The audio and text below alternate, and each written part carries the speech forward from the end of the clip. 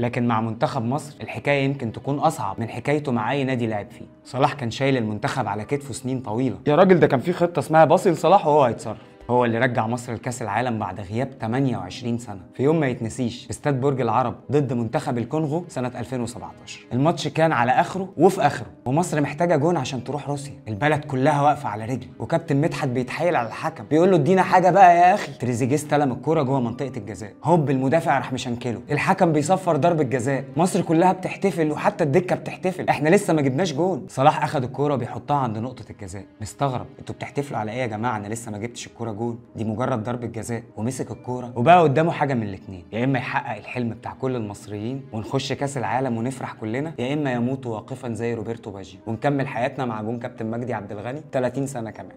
صلاح بيشوط، الكوره بتيجي جون، الاستاد بينفجر ومصر كلها بتنزل في الشوارع. والله وعملوا الرجال ورفعوا راس مصر بنات. غنوا معايا يا جماعه. وقفوا وقفة رجال مبروك لمصر ولولاد. انا اسف، اللحظة دي مش مجرد صعود، دي لحظة رجعت الأمل لجيل كامل. صلاح كمان وصل مع منتخب مصر لنهائي أفريقيا مرتين 2017 و2021، وسجل أكتر من 50 هدف دولي، وبقى الهداف التاريخي لمنتخب مصر في تصفيات كأس العالم، وعن قريب هيبقى الهداف التاريخي لمنتخب مصر بشكل عام.